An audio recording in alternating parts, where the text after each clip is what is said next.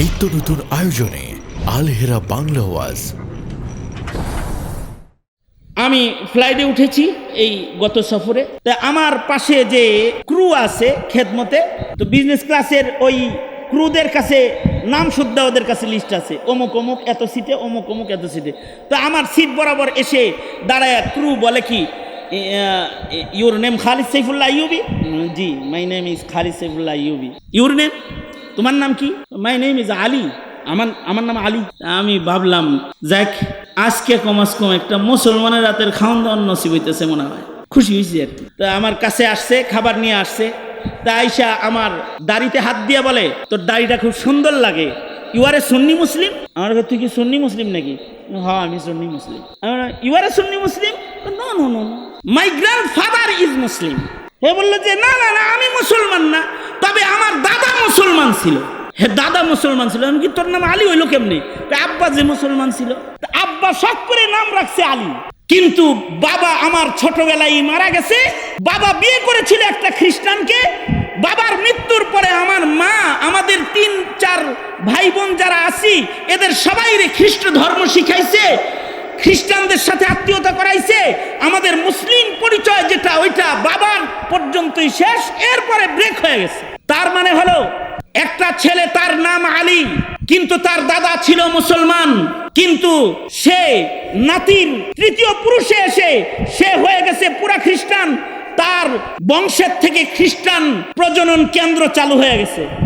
এইটা শোনার পরে আমি যে 4.5 ঘন্টা বিমানে ছিলাম, এর ভেতরে আমি কিছু খাইতেও পারি নাই, এর ভিতরে একটু আরামও করতে পারি নাই, শুধু কাঁদছি আর পেরেশান হইছি যে এটাই যদি হয়, পরিবেশের কারণে যদি দাদা মুসলিম হয়ে তার নাতি খ্রিস্টান হয়ে যায়, তাইলে আমার দেশের স্বাধীন মাটিতে যারা হিন্দুত্ববাদের চাষাবাদ করতে চায়, যারা খ্রিস্টবাদের চাষাবাদ করতে চায়, যারা কাদিয়ানির চাষাবাদ করতে চায়, ওরা তো আমার নাতিপুতির ভেতর থেকে এক সময় মুসলিম প্রজনন বন্ধ করে খ্রিস্ট প্রজনন চালু করে ফেলবে।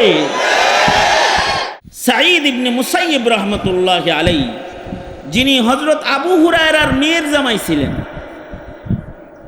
হযরত আবু হুরায়রা হইলেন মুকাসসিরিন সাহাবীদের অন্যতম সর্বোচ্চ হাদিস রিওয়ায়াতকারী সাহাবী হযরত আবু হুরায়রা। এই হযরত আবু হুরায়রার মেয়ের জামাতা ছিলেন সাঈদ ইবনে মুসাইয়িব। ওনার ইবাদতের ঐতিহাসিক বর্ণনা কিতাবে মওজুদ আছে। কেমন ঐতিহাসিক বর্ণনাগুলো? কিছু অংশ আমি বলি আপনাদের সামনে।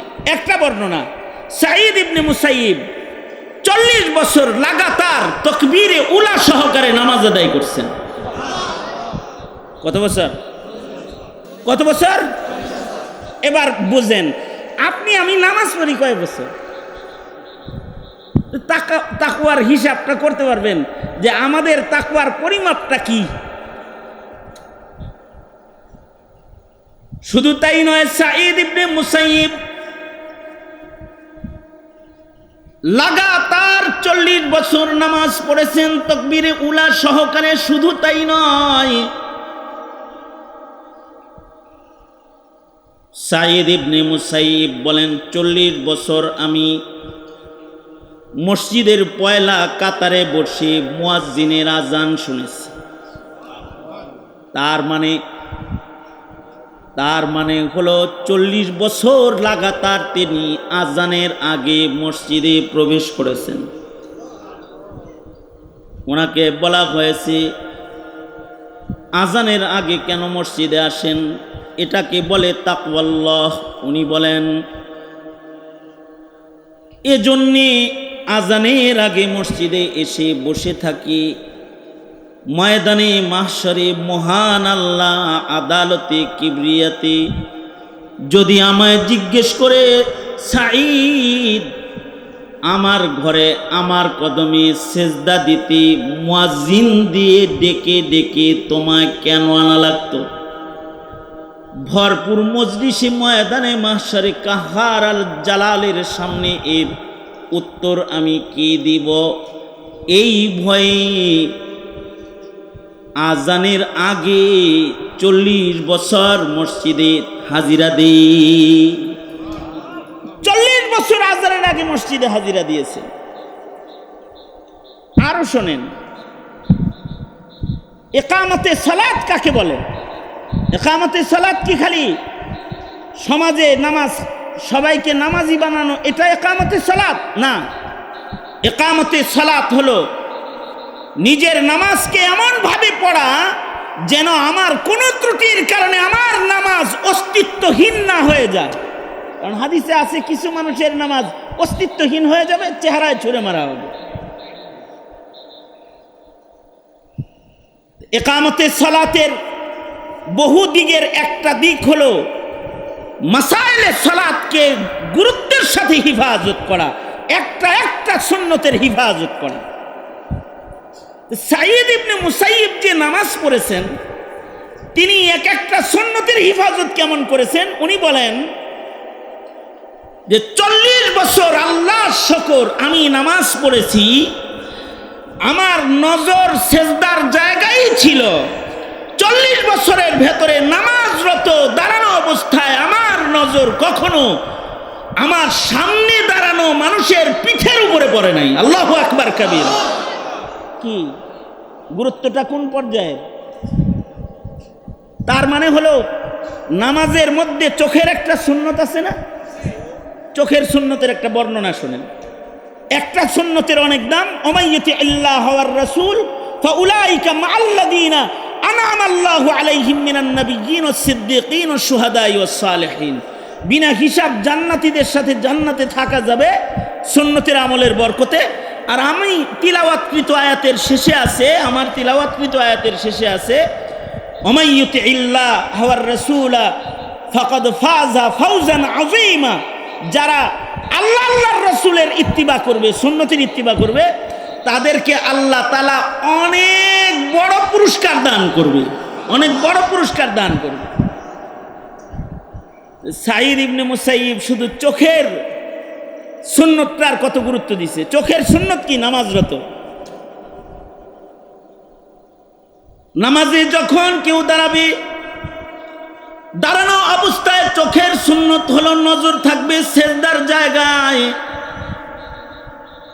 যখন রুকুতে যাবে তখন নজরের সুন্নত হলো তার চোখের দৃষ্টি থাকবে দুই পায়ের মাঝখানে।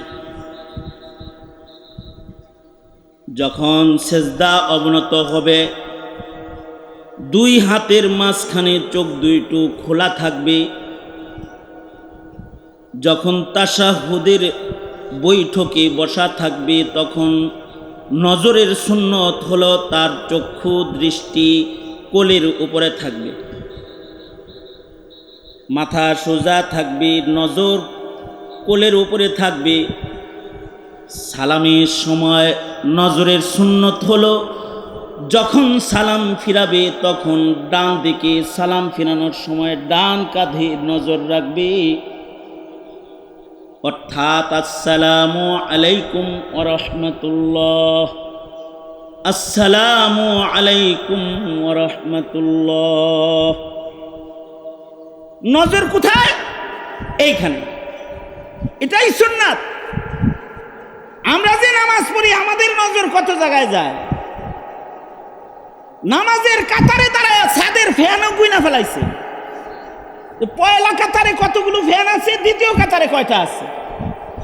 সামনের ফ্যানগুলো নতুন কেন? মুসল্লি কি ফহিনি নাকি আমার মাথার উপরে একটা পুরান কেন? এগুলো মনে মনে কল্পনা সব শেষ। একামতে সালাত করতে আছে, বুঝেন নাই কথা? যখন নামাজ পড়তেছে নামাজের ভিতরেই হুজুরে কালব তো নাই, সুন্নত নাই, সে মসজিদে দেহ আছে, সে অন্য রাজ্যে ঘোরাফেরা করতেছে। এই যে বেখিয়ালি নামাজ, এটা আমাদের হয়, এটা তাকওয়ার অভাবের কারণে হয়। খেয়াল করে করে সুন্নতের নামাজ, মাসাইলের হিফাজতের নামাজটাও তাকওয়া যার বেশি তার নামাজ তত বেশি ভালো হয়। এ কারণেই সাইয়্যিদ ইবনে মুসাইয়্যিব বলে, শুধুই আমি নজরের সুন্নতের হিফাজত 40 বছর নামাজে এমন ভাবে করেছি দাঁড়ানো অবস্থায় সেজদার জায়গায় নজর রেখেছি 40 বছর। এই 40 বছরের মধ্যে কখনো আমার দৃষ্টি আমার সামনে দাঁড়ানো কোনো মানুষের পিঠের উপরে পড়ে নাই। এতটা সুন্দর করে যদি কেউ নামাজ পড়ে তাহলে তার নামাজের পুরস্কারও তো মহান আল্লাহ বড় দিবেন। কারণ হলো তার নামাজের রুকু সিজদার ভেতরেও তাকওয়া বেশি। আর আমাদের সালাম ফিরা কেমনে জানেন? গ্রামে গঞ্জে আসসালামু আলাইকুম ওয়া রাহমাতুল্লাহ, আব্দুল জব্বার ভাই তো আসে নাই আজকে। আর আসসালামু আলাইকুম ওয়া রাহমাতুল্লাহ, সুলাইমান ভাই তো আসে নাই দেখি। সুলাইমান ভাই বাম পাশে দাঁড়ায় হেও জানে, আর আব্দুল জব্বার ডান পাশে দাঁড়ায় এটাও জানে। সালাম ফিরানোর সময় দুনো পাশে চেক করা শেষ করছে।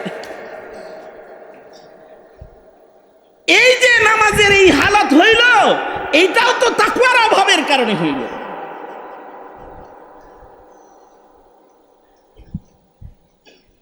সুতরাং ইয়া আইয়ুহাল্লাযীনা আমানুত্তাকুল্লাহ, হে ঈমানদাররা আল্লাহকে ভয় করো।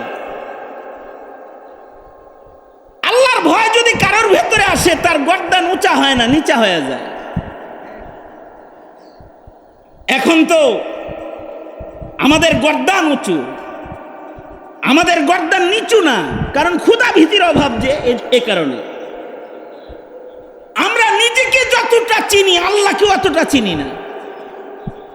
আমরা সবাই নিজেকে যতটুকুন চিনি আহকামুল হাকিমিনের ক্ষমতা ও কুদরতকে অতটা চিনি না। এমনকি আমরা হাসিনারে আর খালেদা জিয়ারে যতটা চিনি, আওয়ামী লীগ আর বিএনপিরে যতটা চিনি, আল্লাহরে অতটা চিনি না। আমরা আল্লাহরে যদি চিনতাম ভালো, তাইলে আমরা ভিন্ন কোয়ালিটির মুসলমান হইতাম। তবে আল্লাহ তাআলাকে কেউ যখন না চিনে, আল্লাহ তাআলা কিন্তু আল্লাহর পরিচয় দেখায় দেয়। যেমন এক সময় আল্লাহ বিল্লাহ সব ভুইলা, মোল্লা মুন্সি সব ধইরা, জেলখানা ভইরা আর অত্যাচার কইরা আওয়ামী লীগ যেন ক্ষুধা ভুইলা গেছিল, এরকম অবস্থান যখন হয়েছে, ঘাটটা ধরে হেলিকপ্টারে পাঠায় দাদার দেশে পাঠায় দিয়েছে, ইন্ডিয়া পাঠায় দিয়েছে। আল্লাহরে চিনে নাই। এই সামনেও যারা ক্ষমতায় আসতেছে তাদেরকে বলবো, আল্লাহ চিনো, আল্লাহ চিনো, ধর্ম মানো, নবীজির রেখে যাওয়া আমানতকে কদরদানি করা শিখো।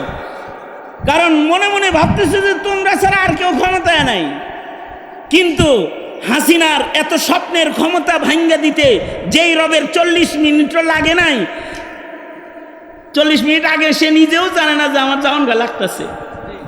তোমাদের যে কোনো জায়গায় চলে যেতে হবে, ওই পরিবেশও কায়েম করতে তার বেশি সময় লাগবে না। তবে তার গোলাম হয়ে যাও, তার গোলাম হয়ে যাও, দুনিয়া ও আখিরাতের রাজত্ব দখল করে নাও। ক্ষুধা ভীতির দরকার। সুলাইমান আলাইহিস সালাতু ওয়াস সালাম, এখনকার পাতি নেতারা আছে না, কেউ রাগ করেন না, আপনারা আমার ভাই, এমনি কই আর কি। এখনকার কিছু পাতি নেতা আছে না, যারা কোনো রকম একটু নেতা মেতা হয়েছে, এখন নেতার জ্বালায় তো হাঁটা যায় না রাস্তা দিয়ে, ঠিক না? নেতার ভাব হইলো এরকম, আল্লাহরে ডরান লাগবো না, আমারে ডরা, এরকম ভাব তার ভিতরে আছে।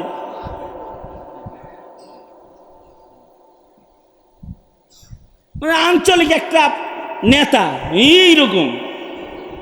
একদিন সে পলায়া ছিল, এখন এইরকম বুক টান করে হাঁটে এখন। মানে হের কিন্তু কোনো ক্ষমতা নাই, তার উপরের কোনো বসের পাওয়ারের জ্বালাই হের দাপটে এলাকা দিয়ে হাঁটতে পারবেন না আপনি। কারণ কি? খোদাবিতি নাই। আর সুলাইমান আলাইহিস সালাতু ওয়াস সালাম তাফসীরে রুহুল মাআনি ও রুহুল বায়ান সব জায়গায় এগুলো মওজুদ আছে, বিভিন্ন তাফসীরে, বিভিন্ন হাদিসের রিওয়ায়াতে। হযরত সুলাইমান আলাইহিস সালাতু ওয়াস সালাম একবার তখতে সুলাইমানিতে চৈরা যাইতেছেন। সুলাইমান আলাইহিস সালাতু ওয়াস সালামের তখতে সুলাইমানি কত বড় ছিল, আর সুলাইমান আলাইহিস সালাতু ওয়াস সালামের রাজত্ব কত বড় ছিল, এই বিষয়ে আলোচনা করতে গেলে এইটা নিয়ে ঘুরুর ঘুরুর করতে হবে অনেক টাইম। তবে সারা দুনিয়ার রাজত্ব যারা করেছে তাদের ভেতরে হযরত সুলাইমান একজন, এবং উনার আল্লাহ প্রদত্ত মুজিজার ভেতরে একটা মুজিজা হলো সুলাইমান নবীর হেলিকপ্টারও লাগতো না, বিমানও লাগতো না। উনি কিন্তু তখতে সুলাইমানিতে চড়ে বসলে তখতে সুলাইমানি সুলাইমান আলাইহিস সালামকে নিয়ে সারা দুনিয়া সায়ের করত, সারা দুনিয়া ঘুরত তখতে সুলাইমানি। তো হযরত সুলাইমান আলাইহিস সালাতু ওয়াস সালাম একবার তখতে সুলাইমানিতে বসে কোনো দিকে যাইতেছেন, নেতারা ভালো করে হইনেন, তো তখতে সুলাইমানিতে চড়ে যাইতেছেন একদিকে। তো এই তখতে সুলাইমানিতে চড়ে যখন যাচ্ছেন, তখতে সুলাইমানির ভিতরে হায় রে, ওই যে কি কার যেন কয় যে উপরে খোলা থাকে, কি সান্ডব না, হ্যাঁ, সাত খোলা কার যদি কারোর থাকে, আর যদি সে নেতা হয় আর হে যদি রাস্তা দিয়ে যায়, তখন সিটের উপরে দাঁড়ায় এরম এরম এরম করতে করতে যায় না, এরকম করতে করতে যায় না। তখতে সুলাইমানির তো ছাদ নাই, তখতে সুলাইমানিতে সুলাইমান নবী বসে আছেন, নিচে থেকে সবাই সুলাইমান নবীকে দেখতে চায়, সবাই তখতে সুলাইমানির দিকে তাকায়, কিন্তু সুলাইমান আলাইহিস সালাতু ওয়াস সালাম উনি আসামির মতো মাথাটা নিচে দিয়া চুপি চুপি বৈশা যায় সব সময়। হযরত সুলাইমানের মন্ত্রী পরিষদ যারা, তারা সুলাইমান নবীকে জিজ্ঞেস করলেন, পয়গম্বর সুলাইমান, তখতে সুলাইমানিতে বসে আপনি যান মাথাটা পর্যন্ত উঁচা করেন না, আর হেমিয়ার নেতা দেখে মোটর সাইকেলে বসে, তাই তার ধাক্কার চোটে কেউ রাস্তায় থাকতে পারে না। আর তখতে সুলাইমানিতে সুলাইমান আলাইহিস সালাতু ওয়াস সালাম বসেছেন, মাথা নিচের দিকে দিয়ে বসে আছেন। মন্ত্রী পরিষদ বলে, সুলাইমান মাথা নিচের দিকে দিয়ে কেন বসে আছেন, মাথা কেন উঁচা করেন না, এভাবে জড়সড় হয়ে বসেছেন কেন?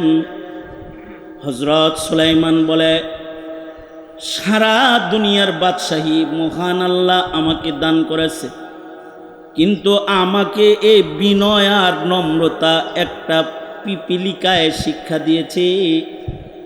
আমার এই বিনয় আমি শিক্ষা গ্রহণ করেছি একটা পিপিলিকার কাছ থেকে। আল্লামানি নামলাতুন, একটা পিঁপড়ায় আমাকে মাথা নত করা শিখাইছে। ওই কেমনি? ওই যে পিপিলিকার সাথে আমি কথা বলতেছিলাম, সুলাইমান নবী পিঁপড়ার সাথে কথা বলতেন, পিপিলিকার কথা বুঝতেন, এমনকি মন্তকা তায়ের পশু পাখির ভাষা আল্লাহ পয়গম্বর সুলাইমানকে শিক্ষা দিয়েছিলেন। সূরা নামল সুলাইমান নবীও পিপিলিকার কথার দলিল বহন করে, ইতিহাস বর্ণনা করে মহান আল্লাহ উম্মতে মুসলিমাকে সূরা নামল দান করেছেন। পিঁপড়ার সাথে কথা বলতেন। সুলাইমান আলাইহিস সালাতু ওয়াস সালাম ইনস ও জিনের বাদশা ছিলেন, পাখির সাথেও কথা বলতেন, এমনকি পাখির কথা বুঝতেন। আমরা কি পাখির কথা বুঝি? হ্যাঁ, স্যার হইছেন কে লাগে যিনি বুঝেন, কথা কর না, বুঝেন পাখির কথা? আমরা তো পাখির কথা বুঝি না, কিন্তু সুলাইমান আলাইহিস সালাতু ওয়াস সালাম পাখির কথাও বুঝতেন। একবার সুলাইমান আলাইহিস সালাতু ওয়াস সালাম রাস্তা দিয়ে যাইতেছেন, তো দেখে গাছের ডালে বসে বসে এক পুরুষ পাখি এক মহিলা পাখির সাথে প্রেম করতেছে।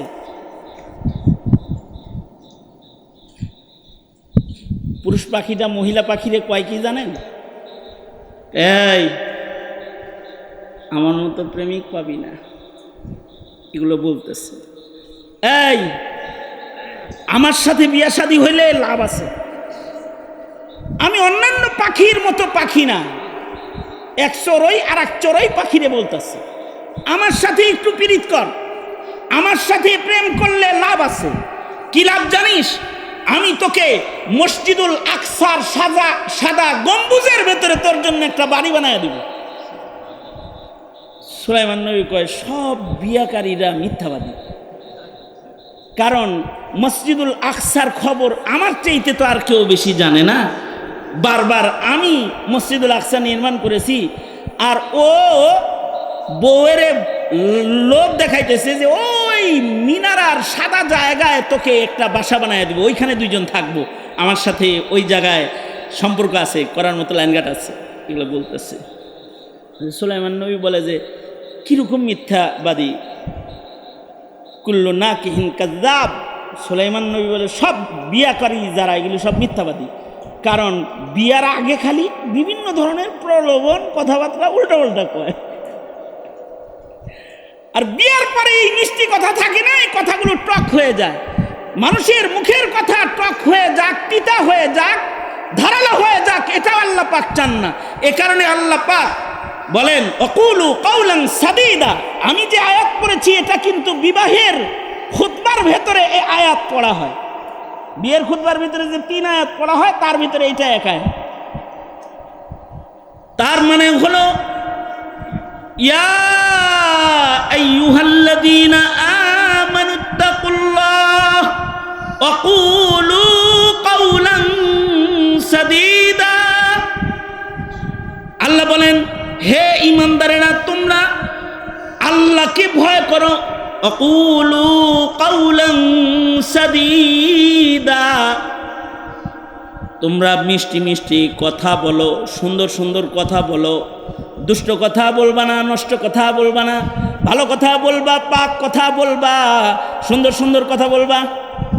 বিয়ে শাদী যেহেতু কথার মাধ্যমেই বিয়ে হয়, এ কারণে সুন্দর সত্য কথা বিবাহের মজলিসে যেন উচ্চারিত হয়। 2টা কবুল শব্দ কথার মাধ্যমে দূরের 2টা মানুষ কাছের হইয়া যায়। এই মুখের কথাগুলো যেন নষ্ট কথা না হয়, এ কথাগুলো যেন প্রলোভনের কথা না হয়, আর বিয়ের পরে যেন আবার বাসা পাল্টায় না যায়। বিয়ের আগে কইছে রসের, এবার কয় কষের। বিয়ে কইরা আইন এবার কয় জানি না তোর বাড়ি কি আছে, এত ফুটানি করস কা, আমার বাড়িতে থাকবি, 3 বেলা খাবি, সোজা হয়ে চলবি।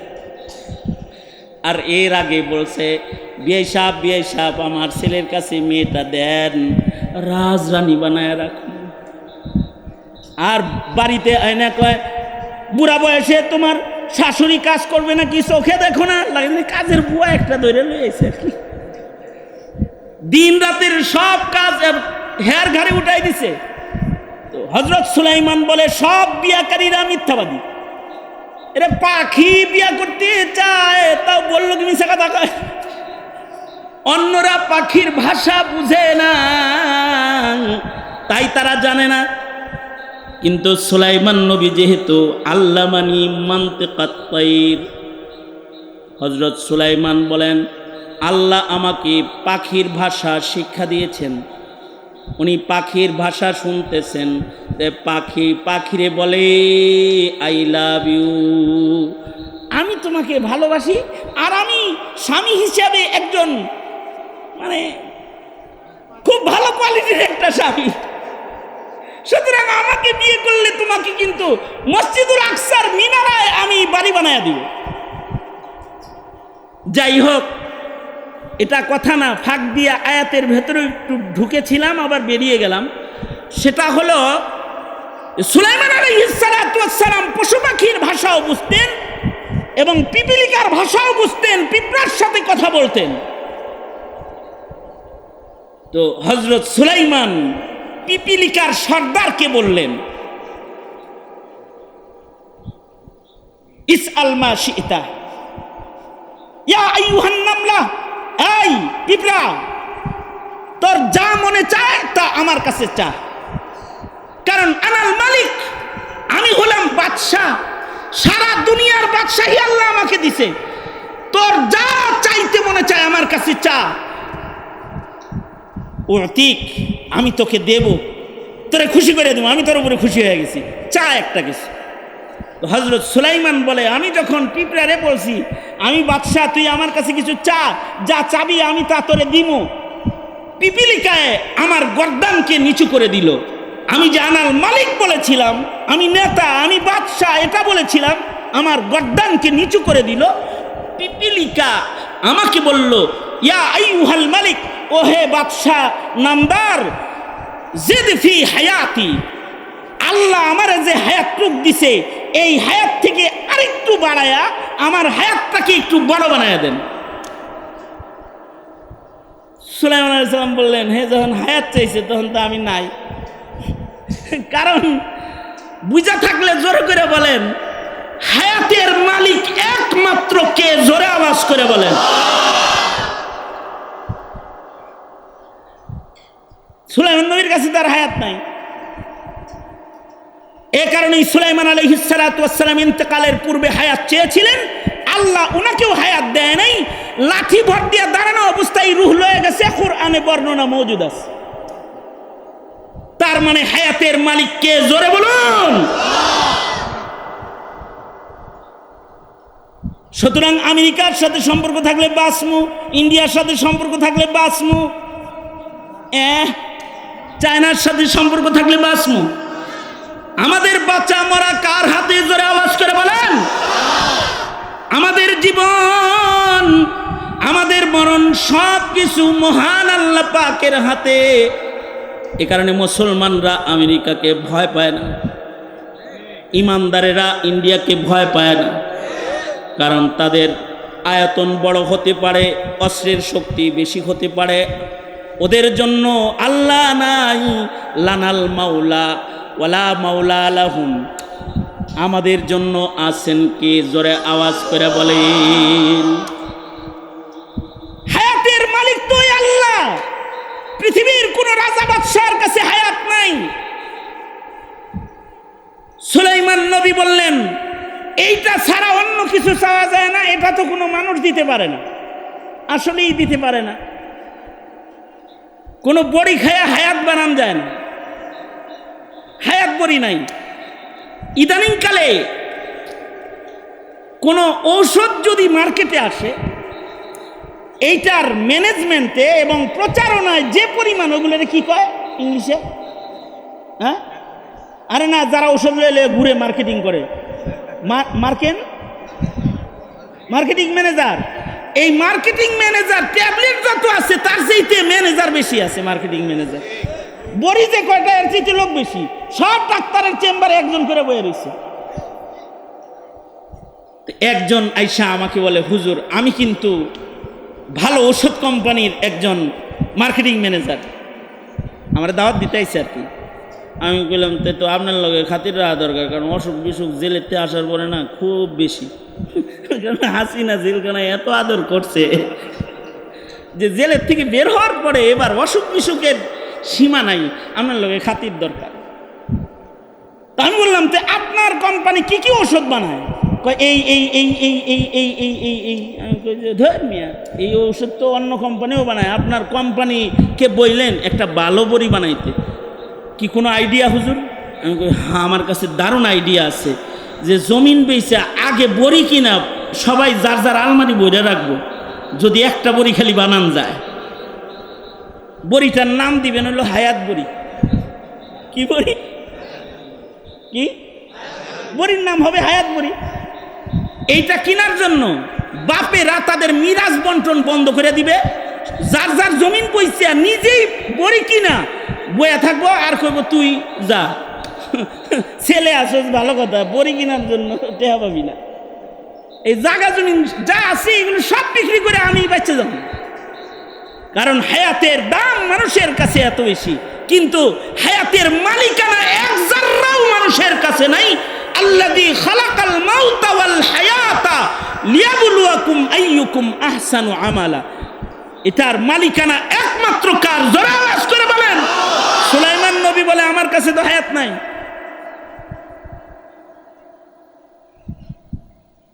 সালমিন গায়রিহি, এছাড়া অন্য আর কিছু চাও, অন্য কিছু চাও,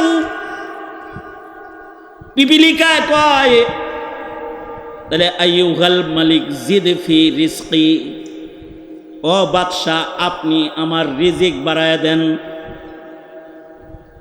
সুলাইমান আলাইহিস সালাম আবার মাথা নিচের দিকে, না না, রিজিকের মালিকও আমি না। বলুন তো রিজকের মালিক কে? জোরে আওয়াজ করে বলেন।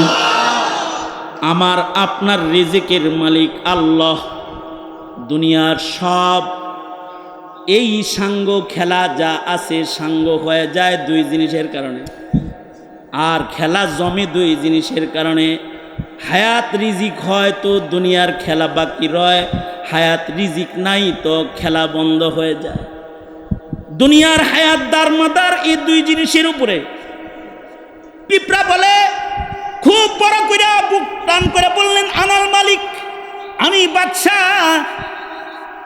ইসআল মা শিতা, যা মনে চায় তা চাও, দিমু উতি। দুইটা চাইলাম, যেই দুই জিনিস দিয়ে দুনিয়া চলে দুইটার একটাও নাই আপনার কাছে। আপনি কি এর কসুর বাদশাহ? এই যে আমাকে সেই কচুর বাদশাহ বলে তিরস্কার করে আমার মাথাকে নিচে নামায়া দিছে, এবার তখতে সুলাইমানিতে বসেও আমি আমার মাথা উঠাইতে পারি না।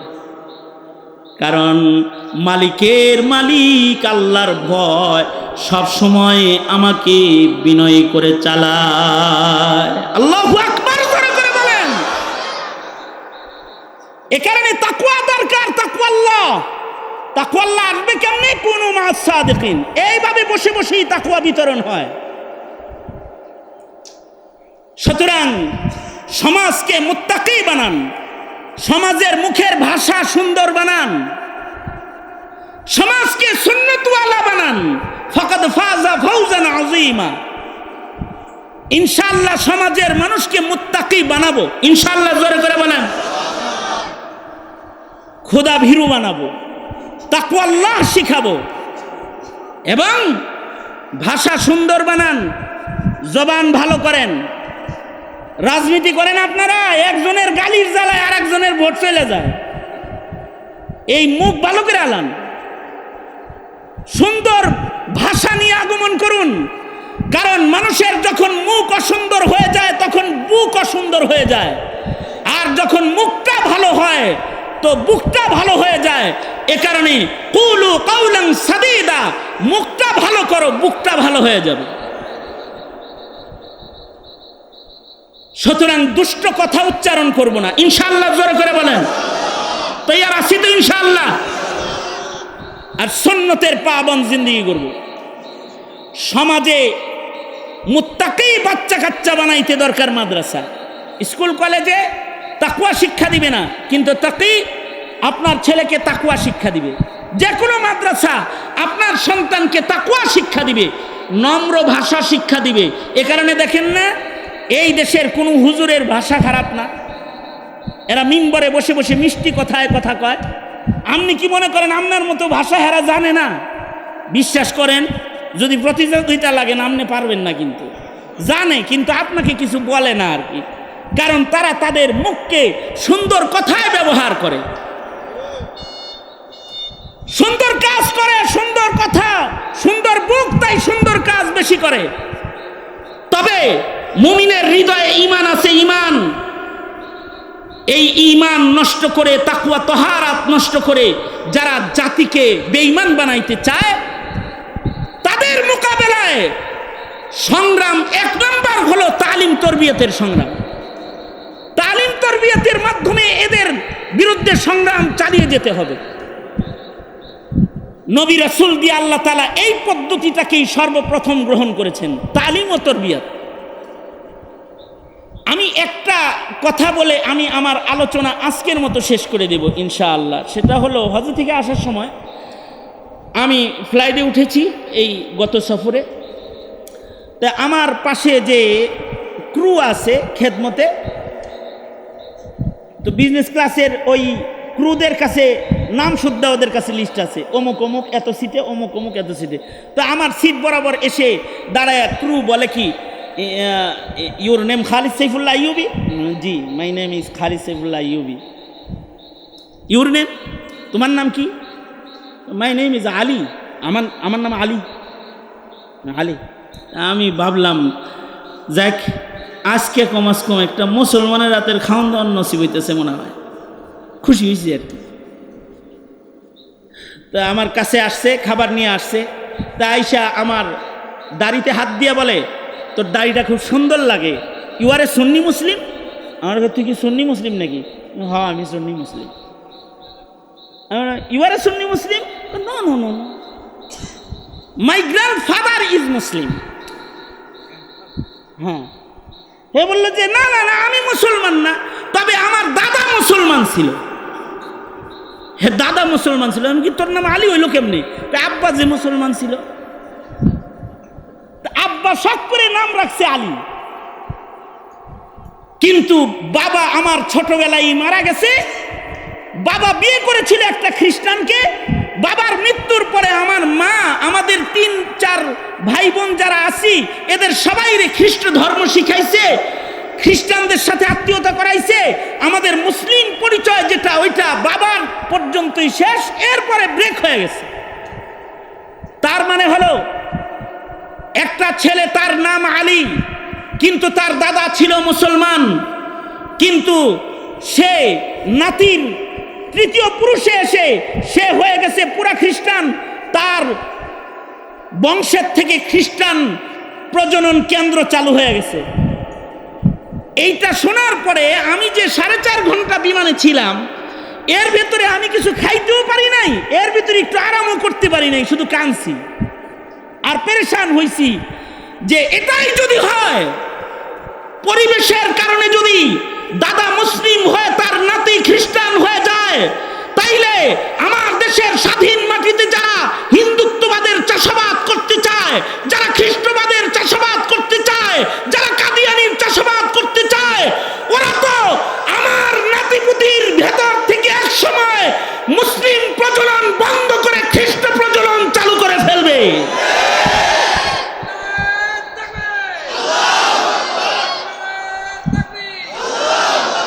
তাইলে আমি আপনি মুমিন হিসাবে আপনার আমার জমিনের পাহারাদারির সতর্কতা কতটুকু হওয়া দরকার? বুঝলে বুঝপাতা, না বুঝলে নাকি তেজপাতা লোকে বলে। সুতরাং আমি যা বললাম তো বললামই, বুঝলে তো বুঝপাতা, না বুঝলে তেজপাতা। দেশ রক্ষা করো, সমাজ রক্ষা করো, মুত্তাকিদের সমাজ গড়ো, সুন্নাত রক্ষা করো, পরিবেশ রক্ষা করো, জমিনের পরিবেশ রক্ষা করো। সময় এসেছে আবার নতুন করে দেশের স্বাধীনতা সংরক্ষণ করার। দেশটাকে কোনো হিন্দু খ্রিস্টান মালাউনের দালালের হাতে তুলে দিও না। মুসলিম হিসাবে এর